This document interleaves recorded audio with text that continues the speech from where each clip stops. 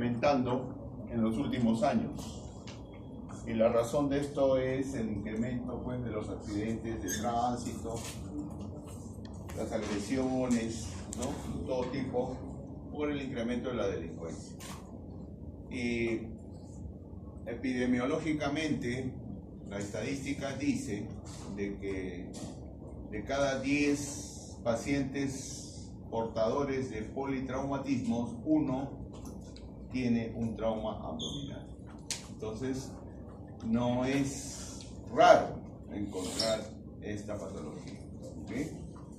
Entonces, normalmente estos pacientes son tributarios de fallecer, pueden morir por dos razones. La primera es, como ven acá, por lesiones de grandes vasos, ¿no? Entonces, generalmente estos pacientes fallecen en el foco del accidente. Se produce el accidente, desgraciadamente no les da tiempo para llegar a un hospital, a una emergencia, entonces se pierde la vida. Y la otra, que es esta, el punto 2, que es la sepsis. La sepsis, acá sí tenemos responsabilidad los que trabajamos en servicios de emergencia de los hospitales, ¿no? ¿Por qué? Porque somos responsables de manejo y de manejar esta patología que frecuentemente se presenta en los traumatismos abdominales. Entonces, la segunda causa de muerte tenemos que rebajarla al mínimo para evitar de esa manera que la mortalidad se incremente en los pacientes. Como ya les dije, los accidentes de tránsito, las agresiones, la delincuencia, ¿no? En los pacientes politraumatizados en general, estoy hablando de en general, existen 3 causas de muerte bien marcadas y que estadísticamente se han graficado en una primera muerte, la muerte inmediata, como ya les mencioné, cuando hay lesiones severas, ¿no?, que comprometen a órganos importantes o vasos importantes. El segundo pico que dice acá es la muerte temprana. La muerte temprana que se produce horas después de ingresado el paciente en el hospital. Entonces aquí ya hay responsabilidad por parte de los que trabajamos en emergencias, ¿okay? Y la tercera muerte, el tercer pico, es la muerte tardía. Acá justamente está lo que nosotros veníamos diciendo sobre la sepsis. Cuando días después de haber estado hospitalizado, haber sido tratado, haber sido manejado, el paciente se muere. Entonces ya ahí tenemos pues complicaciones severas. Entonces, esta gráfica demuestra que el primer pico, el pico inmediato, es el más frecuente. La más frecuente causa de mortalidad en los pacientes traumatizados es el primer pico, o sea, la muerte inmediata. Y esto se puede rebajar. ¿Por qué? ¿Cómo así se puede rebajar este primer pico? El primer pico se puede rebajar mediante el sistema de atención prehospitalaria. Ustedes saben que en otros países más adelantados que el nuestro, más desarrollados, en Europa sobre todo, Estados Unidos también, existe un sistema de avanzada. En la ambulancia con el médico, emergencista y los paramédicos llegan primero al foco del accidente. En cambio, en nuestro país, ¿quién llega primero? El bombero, ¿no es cierto? Desgraciadamente, entre los bomberos no hay pues médicos. No hay gente que sepa manejar este tipo de patologías rápidamente y de esa manera se pueda. ¿Por qué? Porque los minutos cuentan acá, muy importante, ¿no? Mientras los bomberos lo sacan, etcétera, y recién después le ponen su guía, etcétera, empiezan a monitorear, entonces ya el paciente se hunde. Entonces es algo muy importante a tomar en cuenta, la atención prehospitalaria. Este es el programa avanzado de apoyo al paciente traumatizado, el famoso ATLS que todos conocen, que es el que norma, protocoliza y regla no solamente el diagnóstico, sino también el manejo de los pacientes traumatizados en general. Y dentro de ellos, por supuesto, el paciente con trauma abdominal. La TLS, ya ustedes conocen, se basa en el A, B, C, D y E, inclusive, siendo A un chequeo, un monitoreo de la vía aérea, ver que esté permeable, que no haya cuerpos extraños, ¿no?, que impidan de esta manera la ventilación. B, ver que la parte del aparato respiratorio superior, lo que constituye laringe y tráquea, ¿no?, esté también permeable y pueda ventilar bien el paciente, o de lo contrario, pues puede haber fracturas que estén originando un neumotórax, como ya vimos en la clase pasada, que impida de esta manera una buena oxigenación de los tejidos. C, acá entra a tallar la cirugía, ¿no?, cuando hay sangrados importantes que lo llevan al paciente al shock rápidamente, entonces hay que inmediatamente cohibir ese tipo de sangrados. D, donde nosotros aplicamos claramente la famosa escala de Glasgow para ver en qué grado de compromiso se encuentra el sistema nervioso central. Y E, la exposición total del paciente. ¿Por qué exposición total? Porque muchas veces hay lesiones inadvertidas. Si uno no desnuda al paciente, se encuentra con sorpresas posteriores, como ha pasado, ¿no? Entonces, uno no se da cuenta, no, acá nomás, no. Y por la rapidez del asunto, no se dan cuenta de que había una lesión en la espalda, en la región dorsal, o en la región glútea, o en el periné, que no revisaron y se pasó inadvertido. Entonces, ahí puede haber un déficit, una alteración en el manejo para el diagnóstico de estos pacientes. En cuanto ya a la clasificación y al manejo de estos pacientes, cuenta un factor muy importante, la estabilidad hemodinámica del paciente. Eso es fundamental. Todo paciente que viene inestable, sin pulso, ¿no es cierto?, y probablemente con un cuadro de shock hipovolémico severo, entonces este paciente pues no amerita más que realizar el tratamiento quirúrgico respectivo para evitar que el sangrado continúe. Pero hay otros pacientes que vienen con presión baja, hipotensos, ¿no es cierto?, taquicárdicos, o sea, en shock. Entonces hay la necesidad de sacarlos del shock. Lo primero, antes de hacer las operaciones, hay que sacarlos del shock. Entonces, es una primera evaluación. Pero cuando el paciente viene tranquilo, viene conversando, ¿no es cierto?, entonces está estable hemodinámicamente, entonces el paciente puede ingresar a una evaluación secundaria. ¿Okay? ¿Qué significa esto? De que en la evaluación primaria, normalmente vemos pacientes con inestabilidad hemodinámica, que ameritan sacarlo de esa inestabilidad. Si está chocado, hay que sacarlo del shock. ¿Okay? Y en el caso de los pacientes con estabilidad hemodinámica, nos da tiempo a los cirujanos, a los intensivistas, a los emergenciólogos, a tomarle todos los exámenes de confirmación del diagnóstico, probable confirmación, ¿no? Este paciente está sangrando probablemente, pero no sangra pues profusamente, sangra a goteo, pero se ve que hay cierta tendencia a que el paciente tienda a caerse, digamos, en la estabilidad hemodinámica. Entonces, estos tres tipos de pacientes son importantes establecer y darse cuenta. Entonces, acá está la primera evaluación que les decía, la evaluación primaria, que se hace inmediatamente, llega el paciente a la emergencia, se aplica el ATLS y se procede a estabilizarlo hemodinámicamente, o sea, es una estabilidad del shock, básicamente. Si no, evaluación secundaria. En cuanto al shock, ya hemos hablado esto en la clase pasada, ¿no? El shock se clasifica en 4 grados, ¿no? Generalmente el grado 3 y el grado 4, que se caracterizan por una gran pérdida del flujo sanguíneo, pues ameritan cirugía. Esto también lo conocen, la triada del shock hipovolémico, la triada de la muerte, ¿no? Todo paciente con trauma abdominal amerita un monitoreo en la evaluación secundaria, digamos así.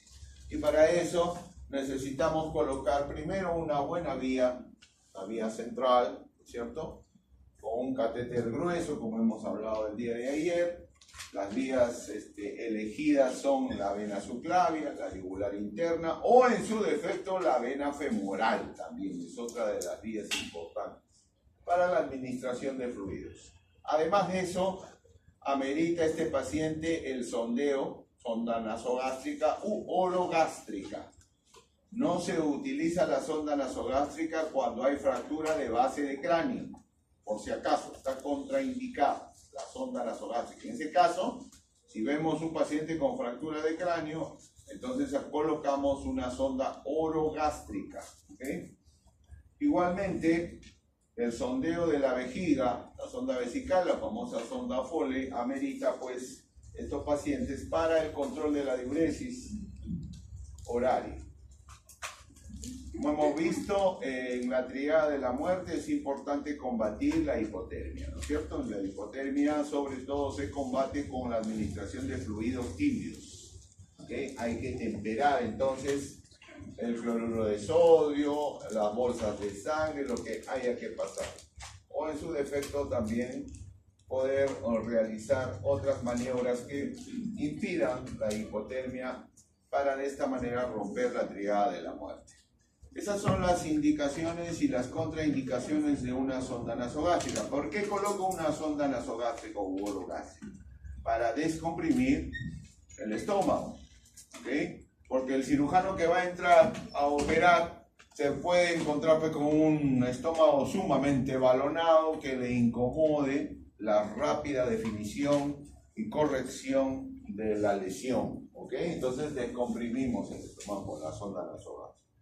Puede ser también que el paciente haya almorzado e ingerido alimentos y se ha producido el accidente de tránsito. Entonces, al aplicar la sonda nasogástrica estamos impidiendo que el paciente se aspire, ya que el contenido gástrico puede pasar al tracto respiratorio, porque si fuera así, entonces tenemos una complicación más en estos casos.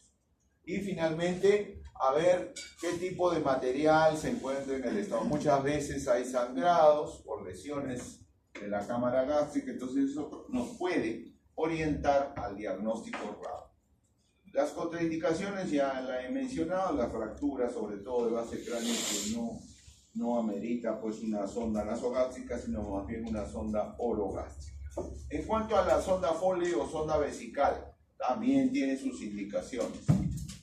Fíjense, la evacuación de la vejiga, igualmente la misma razón por la que hablamos del estómago distendido.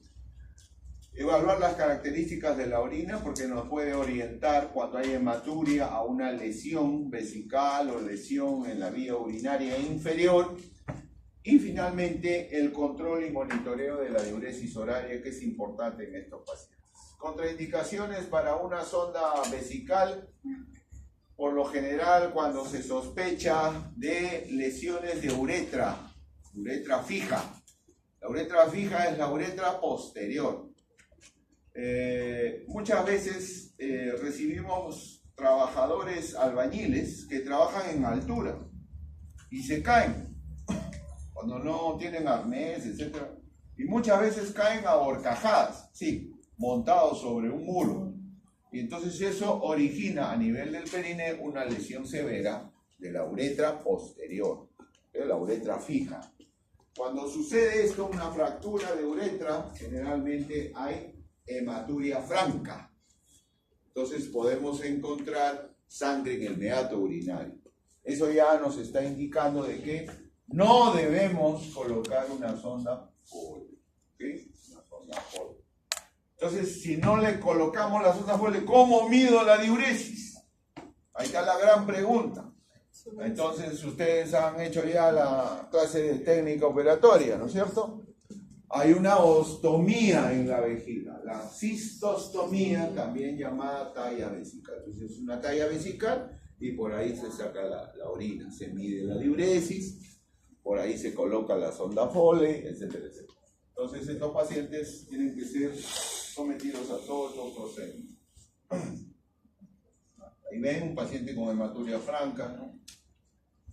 ¿Qué exámenes inmediatos tenemos que pedir a este tipo de pacientes? Hemoglobina, hematocrito para ver el grado de anemia, ¿cierto? Si está perdiendo mucha sangre, la hemoglobina puede estar en el suelo, por lo tanto ameritaría por debajo de 7 gramos, ayer hemos dicho eso, por decilitro, ameritaría la transfusión sanguínea. ¿Okay?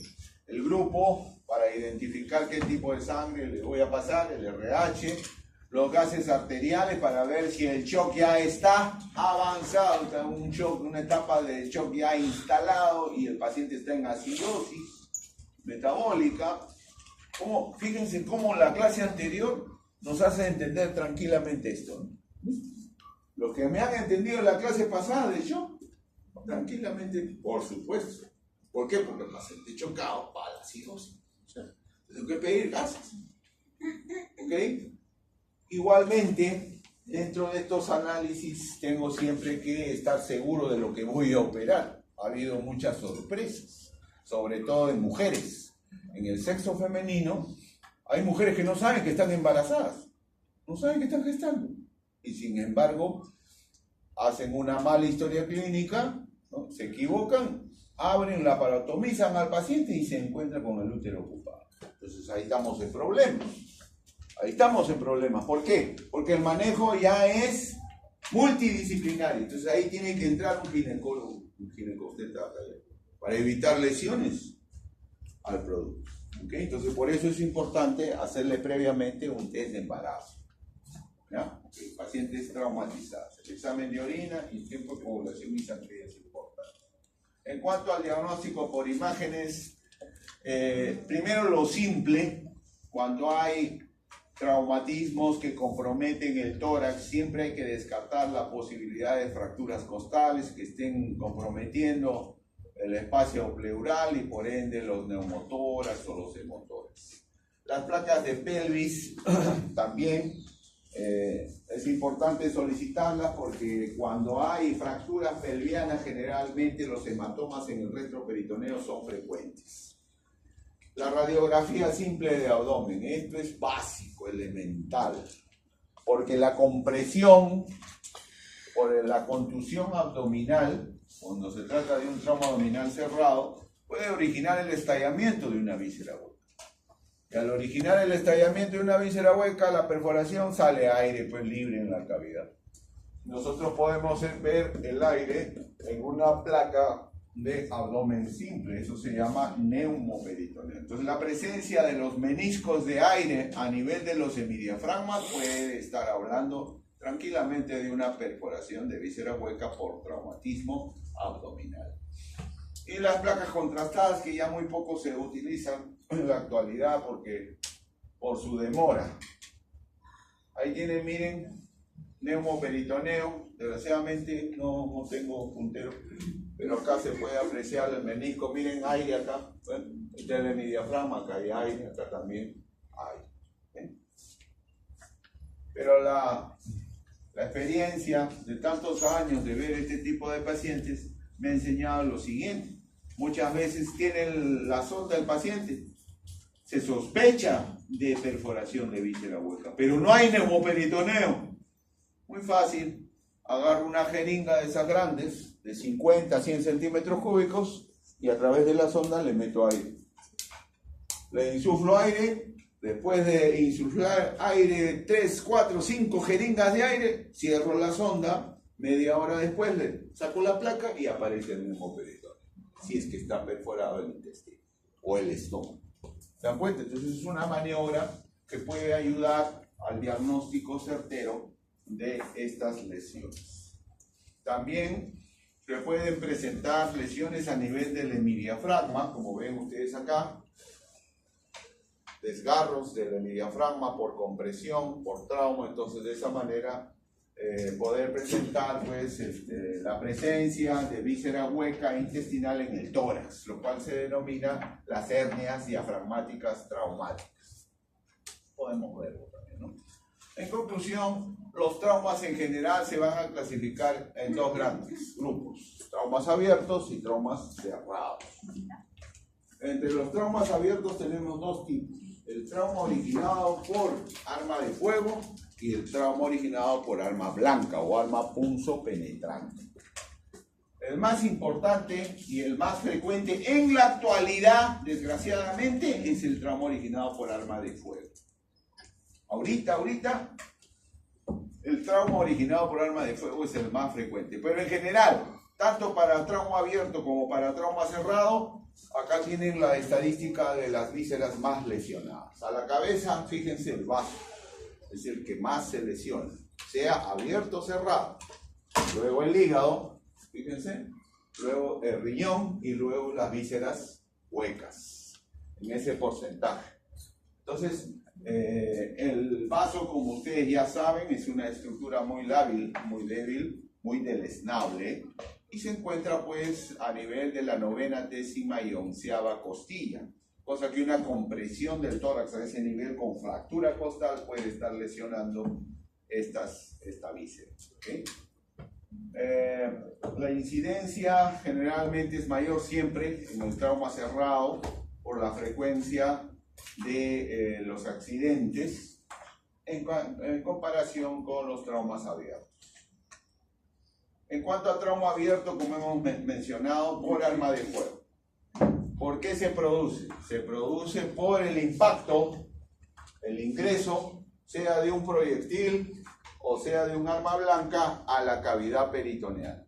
¿Okay? Atraviesa el peritoneo y lesiona ambos. Y esa lesión está en razón directa a la masa que ocupa dentro de la cavidad peritoneal. ¿De acuerdo? Entonces, ¿cuál es la víscera que ocupa mayor espacio en la cavidad peritoneal? El intestino delgado o el intestino grueso. ¿Okay? Ya que tenemos 7 metros de intestino delgado y 1,5 metros de intestino grueso. Cuando se trata de proyectiles de arma de fuego, es importante conocer que se producen estos fenómenos, ¿no? El proyectil ingresa, produce lo que se llama el fenómeno de penetración. Mientras está discurriendo en el organismo, marca un camino, ¿no es cierto? Y se va fragmentando. El proyectil progresivamente se va deshaciendo. Y las espículas que deja también lesionan. ¿Ok? Entonces, conforme avanza, hay dos tipos de tunelización: la cavitación permanente, o sea, el túnel por el cual labra el proyectil hasta su salida o no, y la cavitación temporal. ¿Qué significa eso? Que a pesar de que labra un camino, también está quemando estructuras adyacentes. Por eso se llama cavitación temporal. Entonces hay dos tipos de tunelización o cavitación: la permanente y la temporal, que hacen daño conforme van ingresando y avanzando en el organismo. Entonces eso es importante conocer. Ahora, factores que determinan la lesión. La fragmentación, obviamente, ¿no? Si ingresa un proyectil de una pistolita calibre 21 o 22, son proyectiles chiquititos, entonces la lesión será menor. ¿Ok? Pero si ingresa un proyectil de escopeta o de FAL, que son tremendas balas así, entonces la fragmentación será mayor, por lo tanto la lesión también será mayor. ¿Okay? La distancia es otro factor importante que determina lesiones en el organismo, en las vísceras. Es diferente que me disparen a quemarropa de frente, que te cae una bala perdida que se disparó de acá a una cuadra. ¿Okay? Entonces la lesión en esos casos será menor, mucho menor, en las vísceras que ingresan. Y finalmente, la densidad del tejido. Hay proyectiles que, fíjense, tienen un trayecto inusitado. Yo pensaría, si tengo por acá un proyectil, un orificio de entrada, y tengo un orificio de salida por acá en la región lumbar derecha, ya pues ingresó al hipocondrio derecho, está lesionado el hígado. Pero sin embargo, ustedes le sacan la ecografía y está normal. ¿Qué pasó? ¿Qué sucedió? Un milagro, ¿no es cierto? No hay milagro, señores. ¿Por qué? Porque el proyectil ha chocado con el tejido óseo y se ha desviado. Quiere decir que la tunelización ha ido tangencial a la cavidad. ¿Se dan cuenta? Ha ido por la pared. Por eso les digo que es importante establecer claramente el trayecto que tiene el proyectil que ingresa al organismo o que no ingresa. Ahí tienen, miren, esa es la cavitación temporal y la cavitación permanente.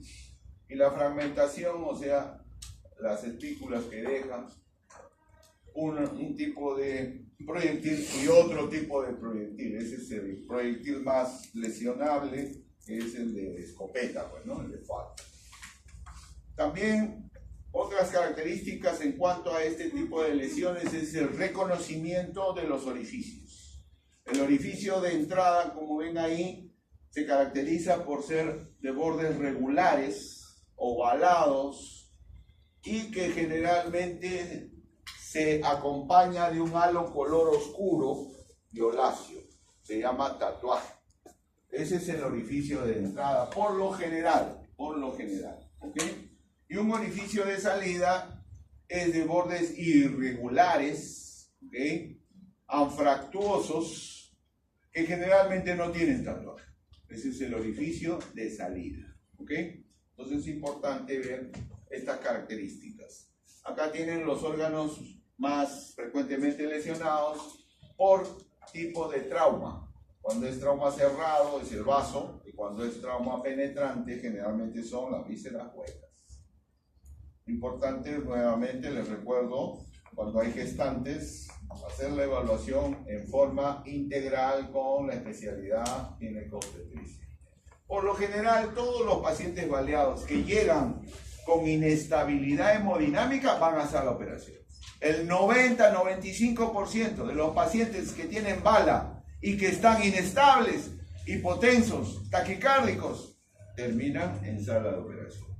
Pero también hay el otro porcentaje mínimo, pacientes que tienen orificios de bala o de proyectil, pero que están estables, hemodinámicamente estables. Entonces ahí viene la investigación que tiene que realizar el cirujano o el emergencista para ver si hay lesión o no hay lesión.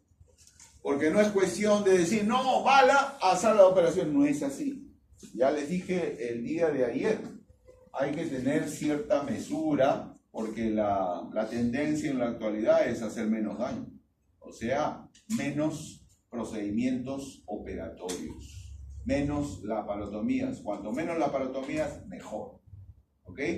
Y si tenemos pues un paciente con un orificio de proyectil de entrada y salida, está estable y lo operamos y no hay nada en la cavidad, o sometemos pues a este paciente a una anopsia, a un riesgo adicional innecesario.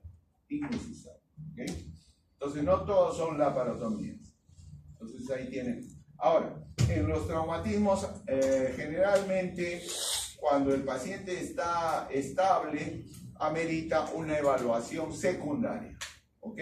Entonces ahí tengo que recurrir al diagnóstico por imágenes, la ecografía, la tomografía, la resonancia para establecer claramente si hay o no lesión.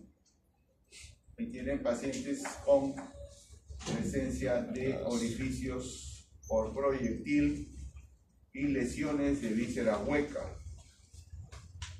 Para la evaluación secundaria es importante hacer una buena historia clínica. Todo depende de la historia clínica, quién la realiza. ¿Y quién realiza las historias clínicas? Los internos. Ustedes van a hacer las historias clínicas. Y para eso tengo que ir por pasos. Primero mirar. Hace poco, el día de ayer nomás, en la noche, que estaba de guardia, he recibido un paciente atropellado. Y fíjense, miren la experiencia, ¿no? Ayer nomás, un paciente de 48 años de edad, un viejito, ¿no? Que tenía su carromato, estaba vendiendo, es un ambulante y lo atropella un micro. El hecho es de que tenía una lesión escoriativa así en faja, que lo cruzaba en todo el abdomen. ¿Se encuentran? Entonces se veía claramente que había una contusión abdominal. Pero yo, pues, obviamente, no me llevo solamente a la inspección, tengo que ver la palpación. Tengo que tocar ese abdomen. Si ese abdomen está con signos peritoneales, hay resistencia abdominal, hay dolor, y el paciente a eso se le aúna inestabilidad hemodinámica, ya estoy haciendo un diagnóstico. Entonces es importante la inspección, la palpación, la percusión. ¿Qué cosa veo en la percusión? Generalmente matidez o timpanismo. ¿La matidez de qué me habla? Me habla de que hay líquido libre en cavidad. Y cuando es un traumatizado, ¿qué va a hacer? Pues líquido libre, tiene que ser sangre, ¿cierto? O el timpanismo también. Cuando hay timpanismo, estoy pensando en la posibilidad de ruptura de víscera hueca, neumoperitoneo. Igual sucede en la ocultación. La ocultación, generalmente lo que encuentro en traumatizados es ausencia de ruidos hidroaéreos. ¿Okay? Ilio. La respuesta del intestino a la irritación peritoneal por la sangre es cero peristaltismo. No hay movimiento intestinal. Ilio-dinámico. ¿Okay? Entonces, y finalmente estos dos procedimientos que ya desgraciadamente no se hacen, y no sé por qué, deben realizarse y consignarlos en la historia clínica. El tacto rectal ya casi ya no lo hacen los internos. A pesar de que se les indica, que se les dice, porque nos puede ayudar al diagnóstico. Si yo, por ejemplo, hago un tacto rectal y encuentro sangre, ya estoy viendo que hay una lesión a ese nivel, ¿cierto? Entonces, tranquilamente con un procedimiento tan simple. Igual sucede con el tacto vaginal.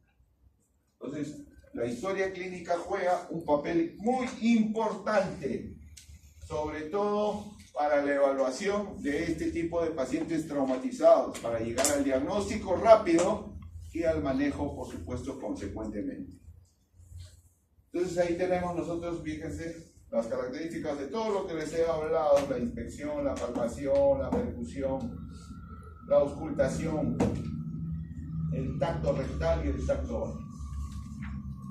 Hay signos especiales, ¿no? Signos peritoneales, que son bien conocidos, ¿no? Aparte del Bloomberg, el Bloomberg, acuérdense, es el rebote, pero en este caso, cuando hay traumatismos, hay signos específicos. Por ejemplo, el Joubert, pérdida de la matidez hepática, ¿no es cierto?, que me puede estar hablando de un neumoperitoneo, o sea, ruptura de víscera hueca. O el signo de Kerr, también, cuando hay pérdida del traube. ¿Qué cosa es el traube? Es la cámara gástrica, ¿no es cierto?, que se encuentra en el fondo gástrico. Cuando a ese nivel se palpa mate o se percute mate, entonces estoy pensando que hay sangre que rodea el estómago en la zona del fondo gástrico. Por lo tanto, me puede hablar de lesión de vaso. La lesión de vaso puede originar un signo de Kerr positivo. Y finalmente el de Balance, que también puede ser originado por lesión de vaso o, en su defecto, por desgarro diafragmático cuando hay dolor en el cuadrante superior izquierdo por irritación a ese nivel del diafragma izquierdo. Entonces son tres signos característicos que siempre hay que buscar. Hasta ahí los traumas originados por arma de fuego. También traumas abiertos se consideran aquellos que son producidos por arma punzopenetrante, arma blanca. Entonces acá es un poquito más difícil llegar al diagnóstico que el anterior caso. ¿Por qué? Porque no sabemos si el arma blanca ha penetrado o no a la cavidad peritoneal. ¿Okay? Muchas veces no vienen así los pacientes con su cuchillo, ¿no es cierto? Vienen con el orificio simplemente. Me han apuñalado, dice, me han agredido, y tiene su hueco ahí.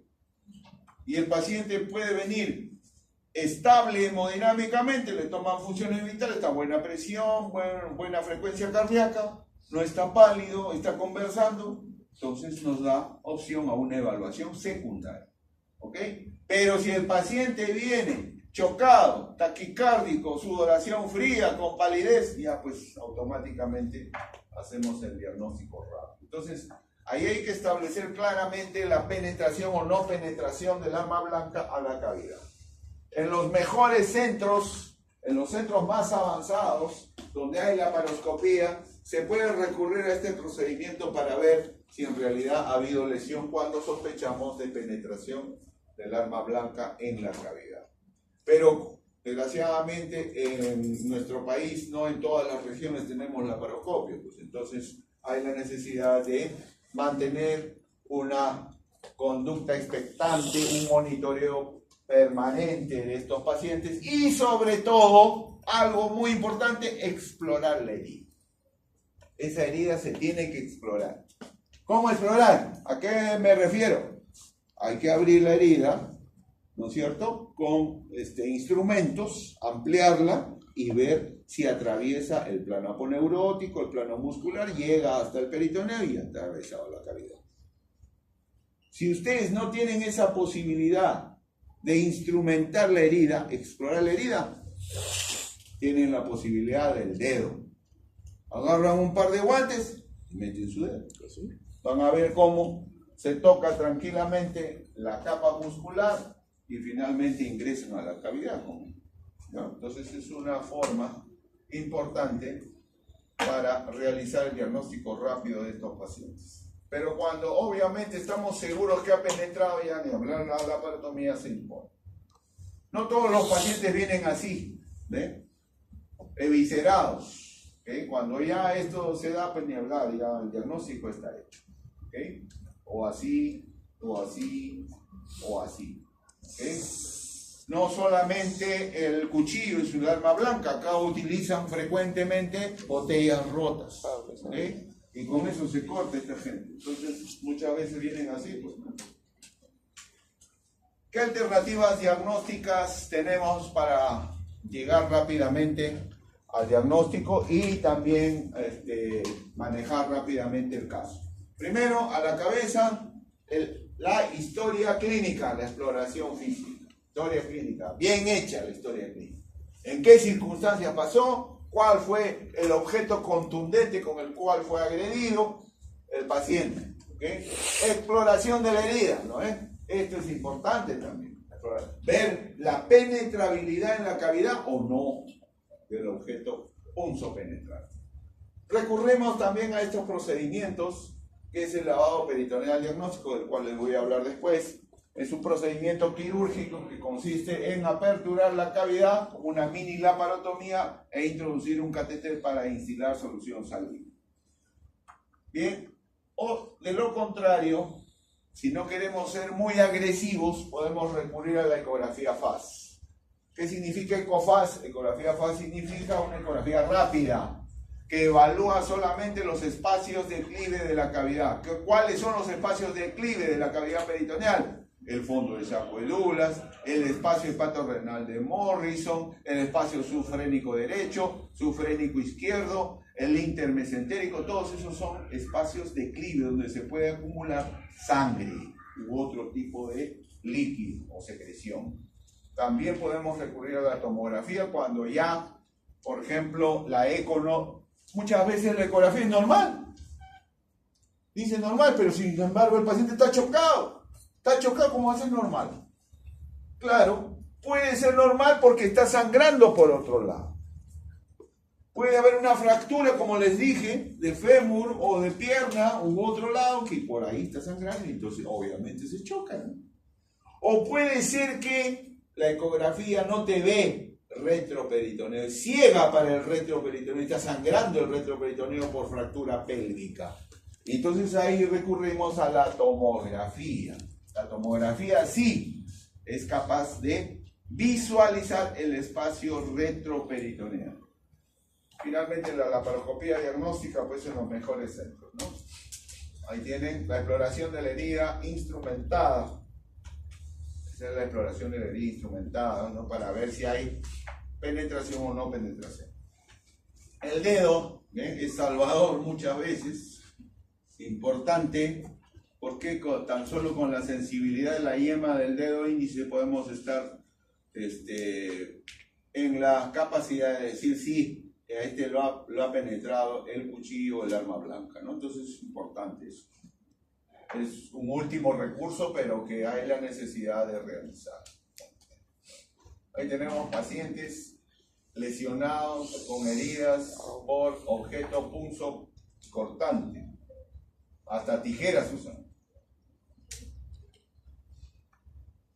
de todos estos procedimientos diagnósticos, tenemos que hablar de los que son más sensibles y los que son más específicos. ¿A qué se refiere la sensibilidad? La sensibilidad implica que el procedimiento detecta que hay una alteración en la cavidad, pero no te dice dónde. Por ejemplo, la ecografía te detecta que hay líquido libre, pero no te dice que está sangrando el hígado, o el vaso, o el riñón, o el intestino. ¿Te das cuenta? Eso se llama sensibilidad.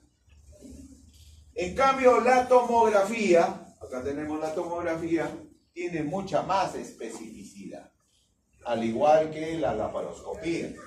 La laparoscopía tiene especificidad 100% y sensibilidad también. De tal manera, ¿por qué? Porque lo visualizo, pues lo miro. ¿Sí? Por eso es ideal la laparoscopía, pero no la tenemos a la mano generalmente, ese es el problema. Entonces tenemos que recurrir a los otros procedimientos. Entonces, la especificidad sí te habla de la localización de la herida, puede también hablar de lesiones tan mínimas, tan pequeñas, detectando de esta manera lesiones a nivel de vísceras sólidas, sobre todo en el hígado, en la cara posterior del hígado, que son muchas veces inadvertidas, o en duodeno también. Entonces, el algoritmo para los traumatismos abiertos es el mayor porcentaje de los pacientes lesionados por arma de fuego, el mayor porcentaje, 90% va al laboratorio. ¿Ok? Y en el caso de arma blanca hay que ver la estabilidad o inestabilidad hemodinámica. Si hay inestabilidad, también va a la laboratorio. Pero si está estable, hay que ver el grado de penetración. Si ha penetrado, entonces debemos observar lesiones, por lo tanto, debe haber positividad a nivel del lavado peritoneal o de la tomografía o de la ecografía. Pero si no ha penetrado, entonces este paciente no amerita darlo de alta, hay que observar. ¿Qué casos ameritan laparoscopía? Diagnóstica. Miren, paciente estable, hemodinámicamente me refiero, sin lesión en tomografía. La tomografía dice normal, pero puede haber duda diagnóstica. Estos son los casos bravos, ¿ok? Entonces amerita una laparoscopía diagnóstica. Otra indicación de la laparoscopía, imposibilidad de determinar la perforación del peritoneo. O sea, por más que uno lo ha explorado, por más que ha metido el dedo, no sabemos. Todavía nos mantenemos en la duda. Laparoscopía. Y paciente estable con lesión tóraco-abdominal izquierda también. Cuando hay lesiones que comprometen las dos cavidades, el tórax y el abdomen, sobre todo a nivel izquierdo, y con tomografía normal, entonces amerita pues una laparoscopía diagnóstica. Esto puede reducir ampliamente la laparotomía pues en blanco, ¿no? Como ya les dije, muchas veces uno abre la cavidad y no encontramos nada. Por eso es preferible primero una laparoscopía. Luego tenemos los traumas cerrados. El trauma cerrado es el más frecuente de todos los traumatismos abdominales y se caracteriza porque hay mecanismos en el accidente de tránsito de aceleración y desaceleración que producen lesiones severas, sobre todo a nivel de vísceras sólidas. Los accidentes de tránsito, sobre todo este tipo de accidente frontal, es el que más daño hace. El frontal. Y el que mayor mortalidad tiene. ¿Por qué? Porque no solamente se compromete el abdomen, se compromete el tórax y se compromete la región cervical y la región facial también. Entonces ese es el que más mortalidad conlleva en el caso de los accidentes de tránsito. Luego también tenemos otro tipo de accidentes por volcadura, ¿no? Colisiones laterales también, pero con menor mortalidad. O en su defecto el famoso fenómeno del latigazo, ¿no? Cuando hay una colisión posterior en un vehículo, que puede haber lesión a nivel sobre todo cervical y a nivel facial. Entonces ahí tenemos el porcentaje de mortalidad, fíjense, es hasta 60% el impacto frontal. Son los más graves. Al igual que el traumatismo abierto, el traumatismo cerrado también evalúa la estabilidad hemodinámica. Cuando hay pacientes inestables, con signos abdominales a la exploración de positividad, o sea, hay Bloomberg, hay llover, etcétera, etcétera, entonces ya, pues, la parotomía hecha. ¿Ok? Ahí está la cosa clara. Pero cuando hay estabilidad hemodinámica y no hay signos abdominales, entonces pasa a una evaluación secundaria. Ecografía, tomografía, exámenes de laboratorio, etcétera, para llegar al diagnóstico rápido. De lo contrario, cuando esto sale negativo, tampoco lo damos de alta. Hay que mantenerlo siempre en observación al paciente, porque en cualquier momento se puede desatar una lesión inadvertida. Al igual que en el trauma abierto, también tenemos todos los mismos procedimientos para realizar en este tipo de traumas abdominales cerrados y llegar al diagnóstico rápido. Este es el lavado peritoneal. Como ven, es una mini laparotomía que se hace a nivel de la línea alba por debajo del ombligo. Se hace una incisión de 3 centímetros, 4 centímetros y se procede a la divulsión de los planos. Se llega al peritoneo, se apertura peritoneo y se introduce un catéter rígido, generalmente rígido, no flexible. Y ahí está usando una sonda Nelaton, dura. Entonces, al introducir la sonda Nelaton dentro de la cavidad, muchas veces puede salir inmediatamente fluye. Si es que hay hemoperitoneo, inmediatamente fluye. O fluye por aspiración, agarro la jeringa y aspiro, ¿cierto? Entonces, ya el diagnóstico está hecho. ¿Ok? Pero cuando no, entonces se procede a la instilación de solución salina en la cavidad. Como ven ustedes, puede instilarse hasta 1000 centímetros cúbicos de solución salina en el procedimiento. Pero lo que se recomienda es de 200 centímetros cúbicos en 200 centímetros. Primero 200, luego se espera, se aspira, si no sale nada, otros 200, así 5 veces, hasta completar el litro. ¿Okay? En caso de niños, la instilación de solución salina es a razón de 10 centímetros cúbicos por kilo de peso. Ahí tienen en este diagrama cómo el catéter está atravesando la línea alba hasta la cavidad peritoneal para proceder al lavado peritoneal. Cuando tenemos esto, pues ya ni hablar, ¿no? Lavado peritoneal positivo. Hay criterios, cuando hay duda, en la jeringa se saca una secreción que puede ser, no puede ser, entonces se manda al laboratorio y se dosa hematíes, leucocitos, ¿qué más? Cuerpos extraños. Si veo yo en la jeringa pues una lechuga, ¿no? Un frijol, ya, pues ¿qué voy a pensar? Que se ha abierto el estómago, pues, ¿no es cierto? Entonces, hablar, diagnóstico hecho. También se puede dosar amilasa, fosfatasa, bilirrubina cuando hay lesiones a nivel pancreático o también de la vía biliar. La positividad del procedimiento se da cuando los eritrocitos son más de 100.000 por mililitro en la jeringa evaluada o más de 500 leucocitos por mililitro.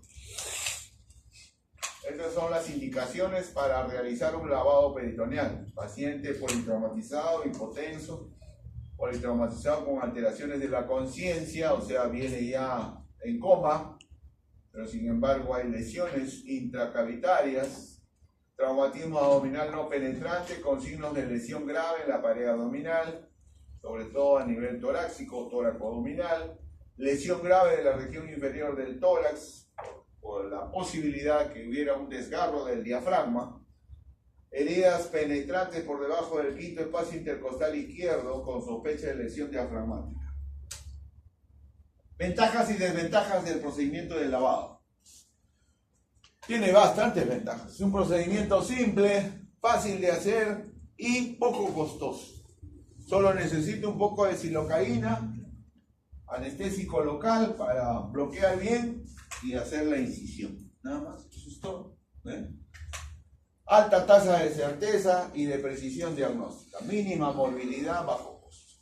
Pero también hay desventajas. ¿Cuáles son? Baja especificidad, así es. Entonces, si saco sangre, el lavado peritoneal diagnóstico no voy a decir, sí, está sangrando el hígado, o está sangrando el intestino, o está el mesenterio desgarrado. No, pues por eso la especificidad es baja. ¿Ok? Falla al detectar las lesiones retroperitoneo. No llega hasta el retroperitoneo. Solamente evalúa cavidad peritoneal. O sea que si hay un hematoma retroperitoneal gigante, no me va a detectar. Va a salir negativo. Por lo tanto, esa es una desventaja. Contraindicación. Solamente hay una absoluta cuando se ha decidido ya quirúrgicamente que ese paciente va a sala de operaciones a hacer laparotomizado, ya para qué hacer pues el lavado peritoneal, ¿no? Ya no hay razón de ser. Aunque el residente ruega, pues, por favor doctor, le hago su cortecito y le meto su catéter, ¿no? Pero indudablemente cuando se trata de pacientes delicados, críticos o chocados, no vamos a estar pensando en esas cosas. Entonces ya la indicación está dada, no hay nada que hacer, ¿ok? Puede haber algunas indicaciones relativas, ¿no? O contraindicaciones relativas también, pero que generalmente no son obstáculos para poder realizar este procedimiento. La obesidad, el embarazo, la cirrosis o paulopatías, no hay problema. Estudios de radiodiagnóstico. La ecografía sigue siendo el método hasta la actualidad más elegido para la evaluación rápida de la cavidad peritoneal, aunque tiene poca especificidad. Ese es su defecto. ¿Qué más? No ve retroperitoneo. Esas son sus desventajas. Pero lo primero que se hace en el paciente que llega a la emergencia es un ecofaz inmediato. Inclusive no lo hace el radiólogo, no necesita que lo haga, lo hace el cirujano mismo o el emergencista, ¿okay? Para el diagnóstico rápido. Entonces la ecofaz pues es una de las elegidas. Ahí tienen imágenes de ecofaz. Como les he dicho, evalúa los espacios de clive de la cavidad, la presencia de hemoperitoneo cuando hay ruptura hepática, o también cuando hay lesiones de vaso, ¿no? Altamente es considerado como el primer método diagnóstico a efectuar ante un traumatismo cerrado de error. Más lesiones de vaso, hemoperitoneo por lesiones de vaso, o también otro tipo de lesiones, hemoperitoneo a nivel del lado derecho. Detecta también derrames pleurales, o sea, hemotórax. Ahí tienen ustedes sangre en el intermesentérico, líquido libre en cavidad o en el Douglas, ¿no? En el espacio de Douglas. La tomografía, ¿cuáles son sus características más importantes? Primero, identifica el sitio de la lesión. Eso es algo muy importante. Acá sí la tomografía te dice, no, el vaso está lesionado. ¿Ok? Ve retroperitoneo. Muy importante la tomografía. Por supuesto, contrastada. Siempre hay la necesidad de pedir una tomografía contrastada y para eso hay la necesidad de dosar la función de la creatinina renal para ver si hay un buen aclaramiento, porque si no también hay viejitos porque insuficientes renales que tienen una creatinina en 4 o 5, no le van a hacer una tomografía contrastada, ¿no es cierto? Entonces hay problemas ahí. Y finalmente, su interpretación de las placas son un poco dependientes del radiólogo, ¿no es cierto? Del técnico, ¿no? Ahí lo puede realizar en la interpretación de las imágenes el médico, en este caso el emergencista, el intensivista, el cirujano, etc. ¿Desventajas hay de la tomografía? Sí, demora unos 20 minutos, 30 minutos, ¿no? ¿Qué más? Es cara. En el hospital Casimiro y una tomografía de abdomen está en 240 soles, a comparación de la ecografía de abdomen que está en 30 soles, para que vean ustedes, ¿no? Entonces es una pequeña desventaja, ¿ya? Y acá sí el contraste amerita, pues como les digo, en la solicitud de la tomografía para ver imágenes importantes en las vísceras. Acá tienen imágenes, fíjense cómo ruptura del vaso en esta imagen de tomografía. Acá hay una franca ruptura del vaso, que es el vaso, y acá hay el hemoperitoneo. En el acto operatorio se saca el vaso y el vaso está fracturado. ¿Okay? Detección rápida entonces de las lesiones. Otra imagen también de lesión esplénica.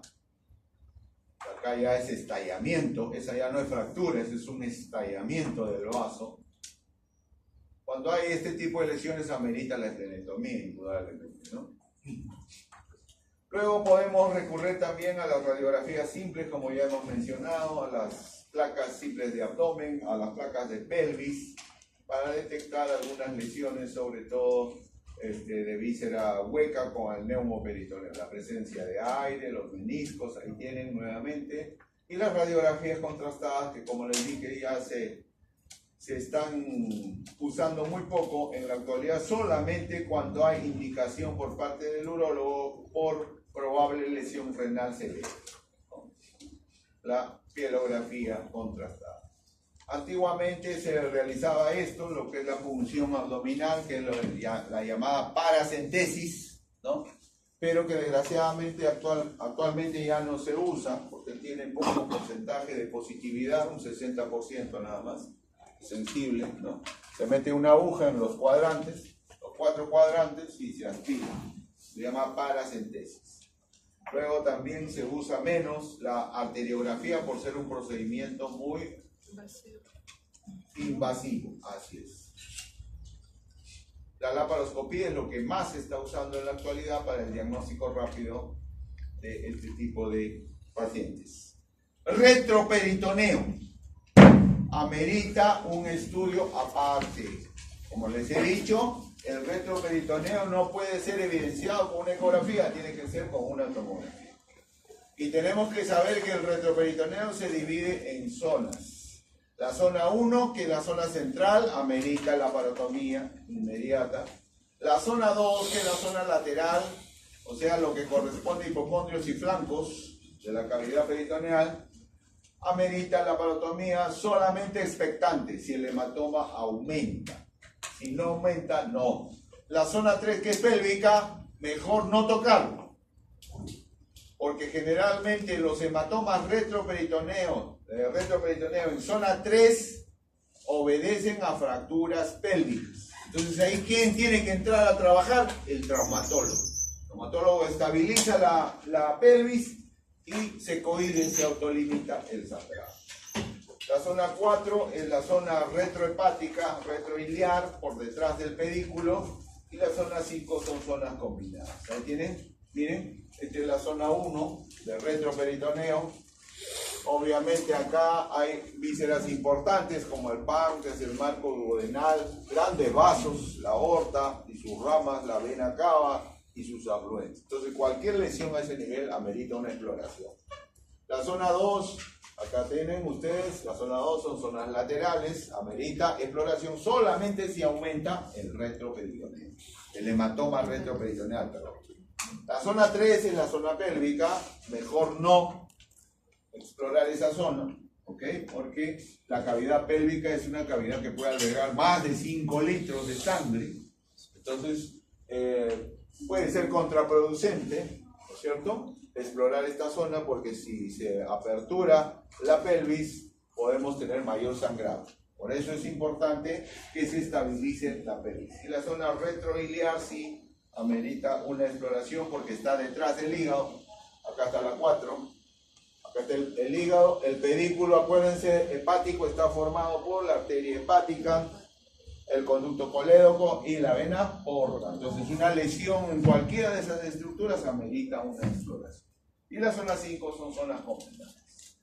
Entonces el hematoma retroperitoneal en su manejo tiene que estar supeditado a la ubicación de la zona lesionada, la ubicación zona 1 o zona 2 o zona 3 o zona 4, y al tipo de trauma que ha recibido el paciente.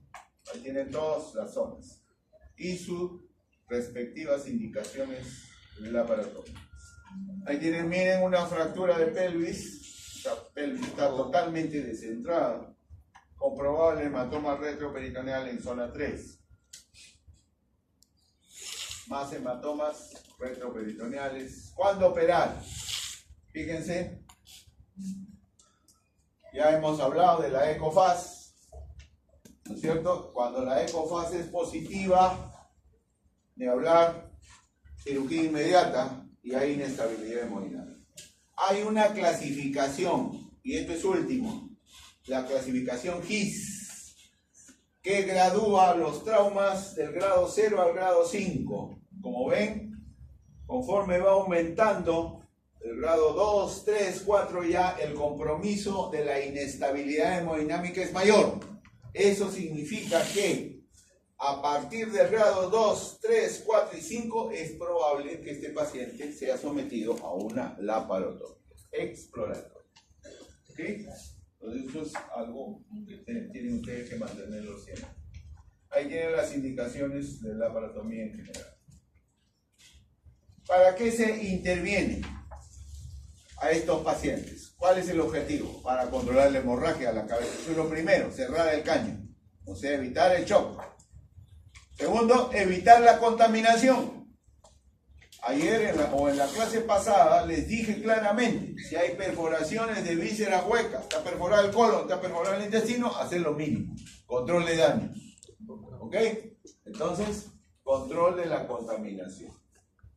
Entonces ahí hacemos las ostomías que están indicadas. Retiro del tejido desvitalizado. Muchas veces encontramos pues pedacitos de vaso que están nadando en la sangre. Entonces tenemos que retirar todo, hacer la exéresis de todo ese tejido ya muerto prácticamente. Reparación del tejido dañado cuando hay perforaciones, suturar o hacer las ostomías. Reparaciones de las lesiones retroperitoneales cuando hay sobre todo lesiones del duodeno. Las lesiones del duodeno son lesiones que muchas veces se pasan inadvertidas. ¿Por qué? Porque no se presentan inmediatamente. La lesión de duodeno es una lesión bien engañosa. Es un problema para los cirujanos. ¿Cómo diagnostico una perforación de duodeno si es puntiforme? El duodeno, ustedes saben, es retroperitoneal, entonces tengo que recurrir a la tomografía, pero muchas veces la tomografía no me da lesiones de duodeno exactas, precisas, ¿no? Entonces yo tengo que observar a este paciente, tengo que monitorear a este paciente, porque el neumoperitoneo se produce a las 24, 48 horas recién, cuando hay lesiones de duodeno, ojo, lesiones retroperitoneales. Y finalmente hay que evitar el síndrome compartamental, obviamente. Cuando hay múltiples lesiones en la cavidad peritoneal, yo no voy a cerrar esa pared, voy a cerrar esa cavidad.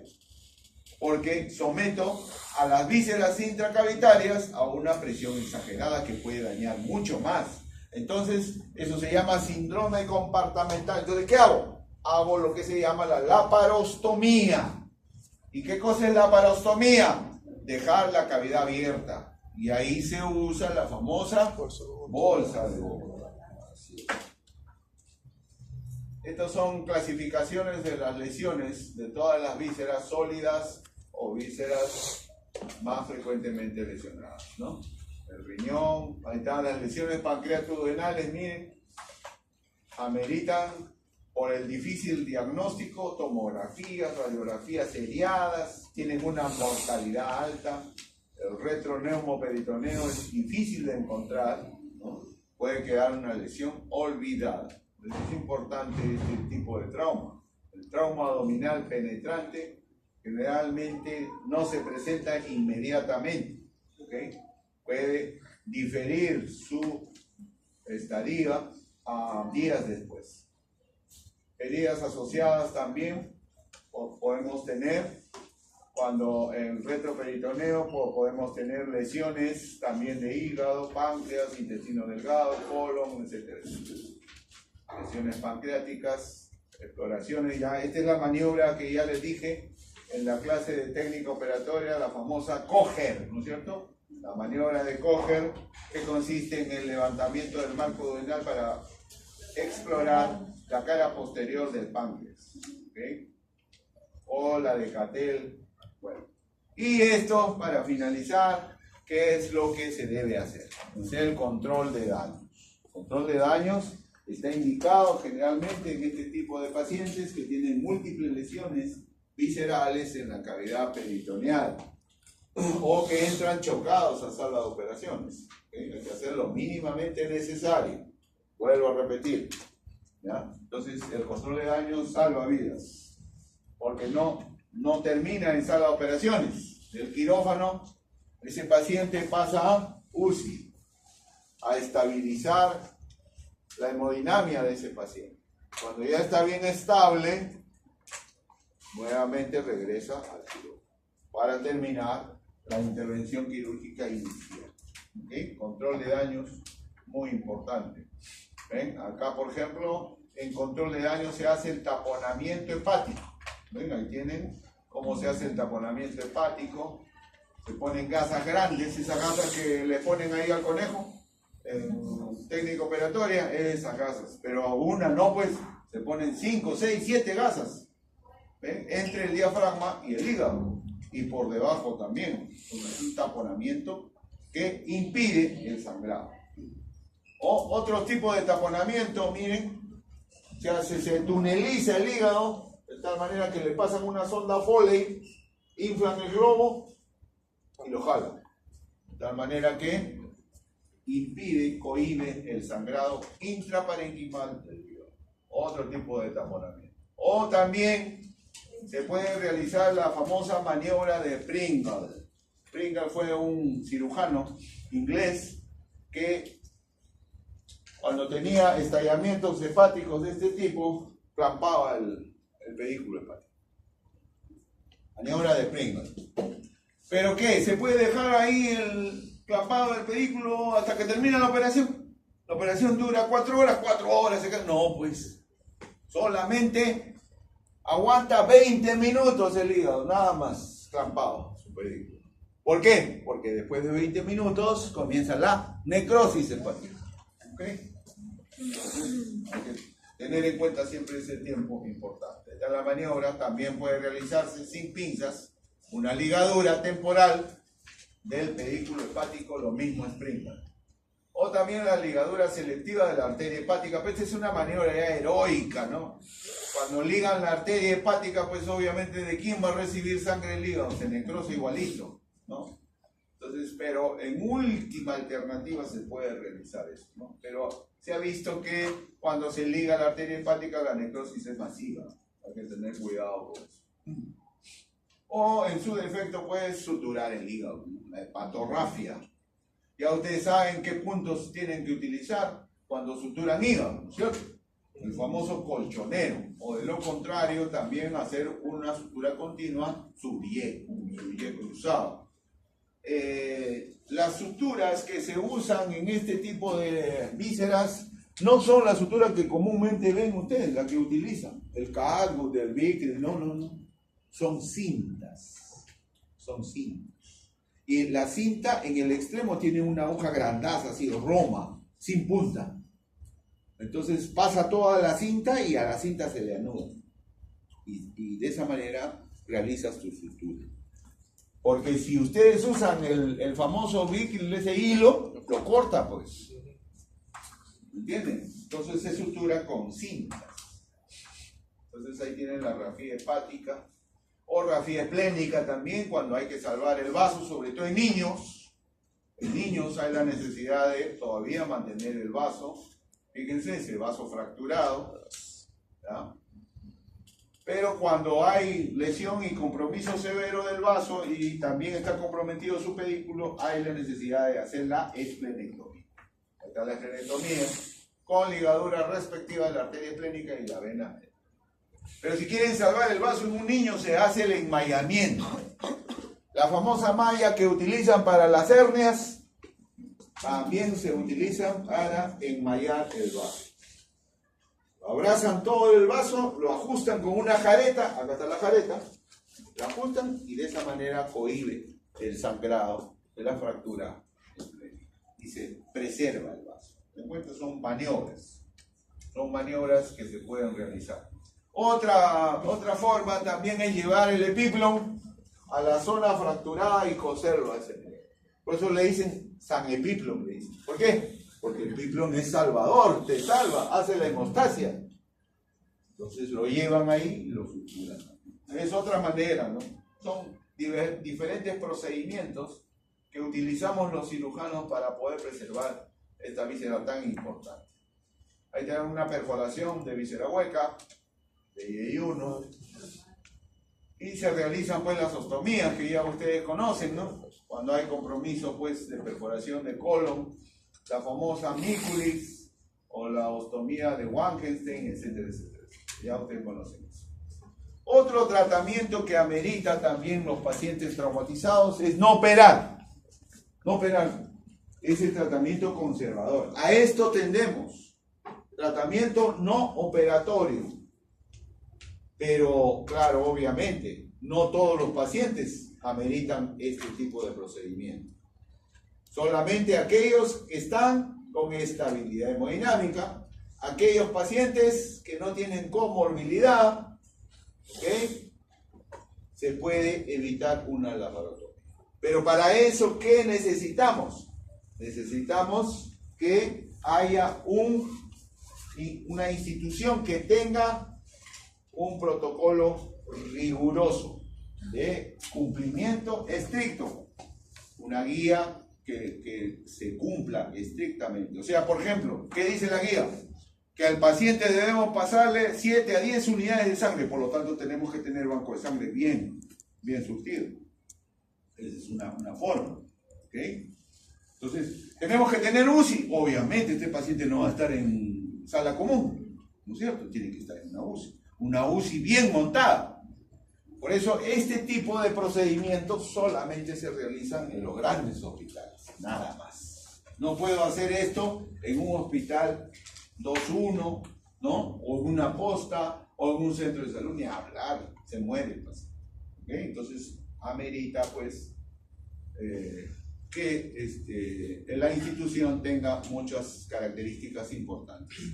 El tratamiento no operatorio me puede dar algunas desventajas. Por ejemplo, puedo olvidarme una lesión, ¿no? Las lesiones inadvertidas de páncreas y de duodeno, como ya les dije, son aquellas que se quedan frecuentemente. Obviamente aumenta el requerimiento de hemoderivados, obviamente tengo que tener un buen banco. Si le voy a pasar 10 unidades, entonces tengo que tener capacidad para eso. Aumenta el gasto operativo, claro, el hospital va a gastar más en este paciente. ¿Y qué más? La reinserción a la vida laboral demora, obviamente. El restablecimiento de este paciente a su vida normal va a demorar más que un paciente operado.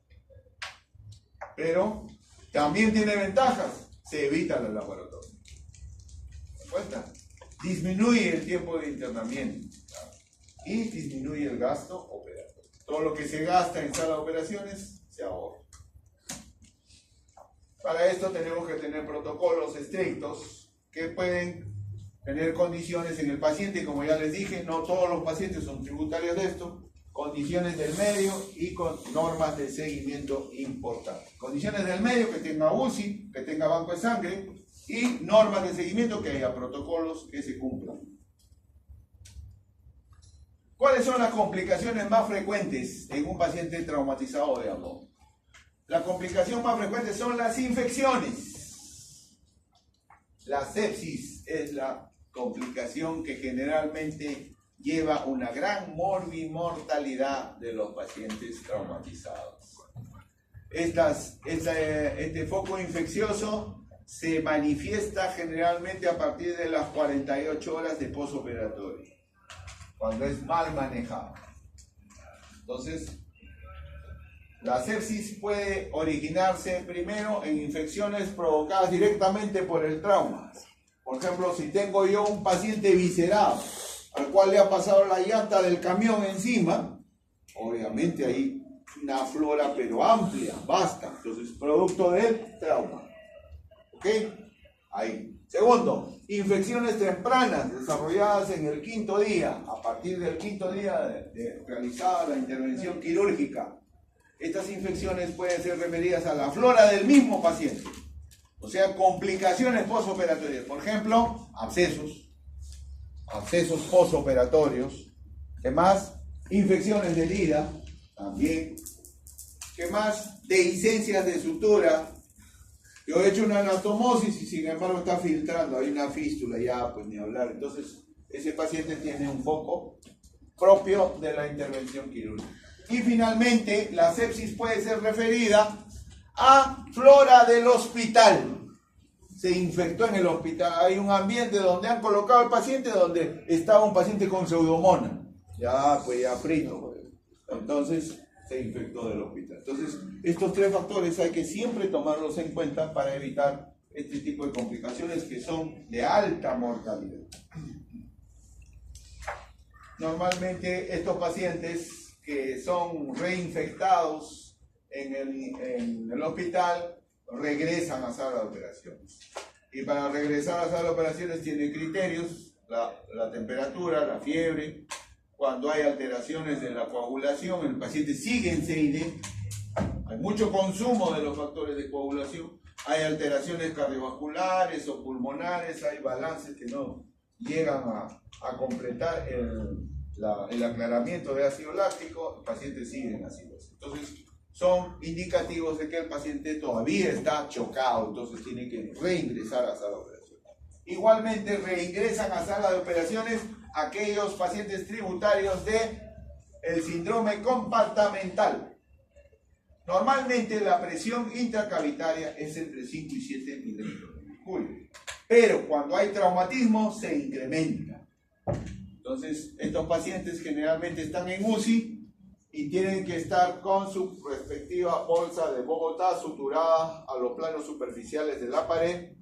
¿Para qué? Para que en una segunda, tercera, cuarta intervención se termine de realizar la limpieza de la cavidad peritoneal. Y de esa manera recién se cierra. Después de 4 operaciones recién se cierra la pared. ¿Ok? Entonces, esa es la laparostomía. Fíjense, ahí están las causas de hipertensión intraabdominal o síndrome compartamental. La primera causa es el trauma. La primera causa es el trauma. Ojo. Luego la ascitis, pacientes con hepatopatías crónicas, trasplantes hepáticos, pancreatitis agudas, etc. Que son menos frecuentes. Entonces ahí tienen la bolsa de Bogotá. Famosa, ¿por qué? Porque nació en Colombia, efectivamente. Ahí se originó en Bogotá. Se ha hecho famosa y hasta la actualidad se utiliza. Muchas veces, estas heridas así, bien separadas de los bordes, ya no se pueden afrontar. Sacan la bolsa, vamos a afrontar. Es bien difícil. Entonces, estos pacientes son sometidos al famoso sistema BAC. ¿Conocen el sistema BAC? El sistema BAC es una cataplasma que se pone acá, es una esponja a la cual se conecta un tubo de succión y hace presión negativa. La presión negativa crea en el ambiente que está debajo de la espuma que se coloca un ambiente de